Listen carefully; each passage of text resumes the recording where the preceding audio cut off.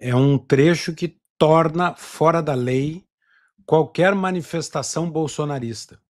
É isso.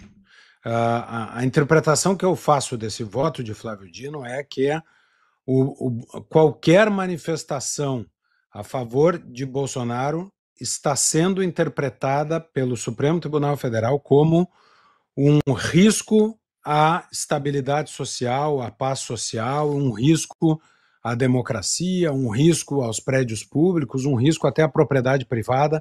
Ou seja, o Supremo, este voto de Flávio Dino, se torna a jurisprudência base do Supremo Tribunal Federal, é um voto que diz, quase que com todas as letras, que uma manifestação bolsonarista é fora da lei por excelência.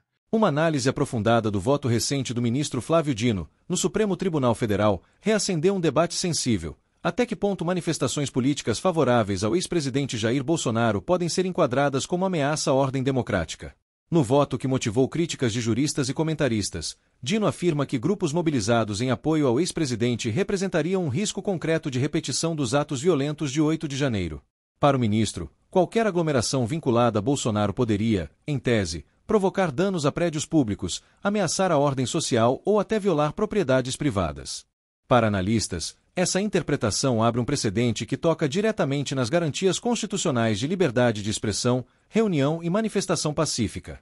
O receio é que situações semelhantes, já vistas em países com deterioração institucional, se repitam, manifestações sendo vistas como atos hostis por definição, e não como uma expressão natural do debate democrático.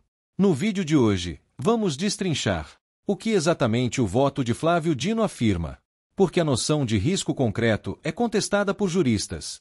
Como essa decisão pode impactar futuras manifestações políticas? E quais os efeitos disso para o equilíbrio democrático no Brasil? Prepare-se para uma análise detalhada dos elementos jurídicos, dos impactos institucionais e do que esse precedente pode significar para a liberdade civil no país. Ela é mal intencionada por excelência. Pode botar de novo, Renato. Pedir para a produção pôr na tela. Eu quero frisar as palavras, né? Antes desse trecho, né? Esse primeiro que já veio à tela. Não, esse outro que acabamos de ler, em que ele compara essa manifestação aqui. Como a experiência recente demonstra, ou seja, depois do 8 de janeiro, grupos mobilizados em torno do condenado, ou seja, manifestações bolsonaristas, frequentemente atuando de forma descontrolada, até a Guta Pini levantou um ponto aqui, ora, se é descontrolado é porque não está sob o controle de ninguém. Se o 8 de janeiro foi descontrolado, então Bolsonaro foi condenado pelo quê?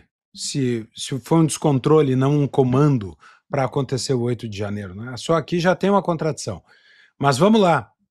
A experiência recente demonstra que grupos mobilizados em torno do condenado podem repetir condutas similares às ocorridas em 8 de janeiro. Ou seja, daqui para frente, qualquer mobilização bolsonarista pode repetir o 8 de janeiro. Há risco, e aí esse risco que é mais do que abstrato, ele diz que é concreto. Há risco concreto de que tais indivíduos tentem adentrar o condomínio. Tirou da onde essa prova? Qual é o elemento de prova que diz que havia um risco concreto? Saiu da cabeça do Flávio Dino e não dos autos. Cadê a mensagem que foi pega, a declaração de alguém dizendo assim, nós vamos entrar no condomínio? Então não há risco concreto, não, pode ter um risco abstrato, inventado, criado, violando patrimônio privado ou se desloquem a prédios públicos situados nas proximidades. Bom, então nenhuma manifestação bolsonarista pode acontecer nas proximidades de qualquer prédio público no Brasil. Como o Estado brasileiro é gigantesco, mastodôntico, elefantíaco e espalhado pelo país inteiro, está fora da lei manifestação bolsonarista no Brasil porque virou um risco. E assim é que se transformam essas decisões individuais, se transformam numa jurisprudência em que um regime torna fora da lei a manifestação do pensamento de um grupo específico.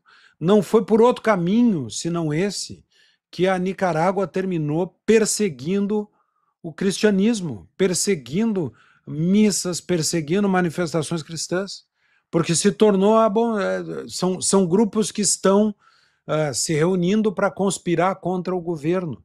O governo passou a fechar a igreja, prender padre, porque estavam conspirando contra o governo. Ou seja, nós estamos assistindo aqui nada mais, nada menos do que a declaração de que manifestações pró-Bolsonaro são fora da lei no Brasil, pelo risco de repetir-se o que aconteceu no 8 de janeiro. Ou seja, 8 de janeiro serviu não só para condenar para o passado, mas também continuará servindo, pelo que demonstra a decisão de Flávio Dino, o voto de Flávio Dino, continuará servindo como um parâmetro de proibição do exercício da opinião, da democracia e do direito de livre manifestação, do direito de reunião para fins pacíficos que a Constituição garante.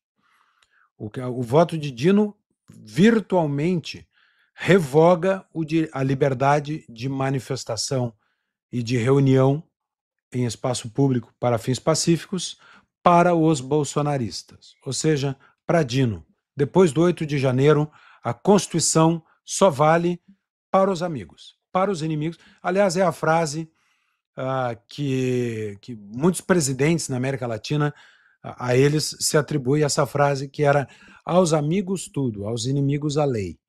Na verdade, aqui o que Flávio Dino está fazendo é aplicando a frase de Perón na Argentina, que disse: aos amigos tudo, aos inimigos nem justiça.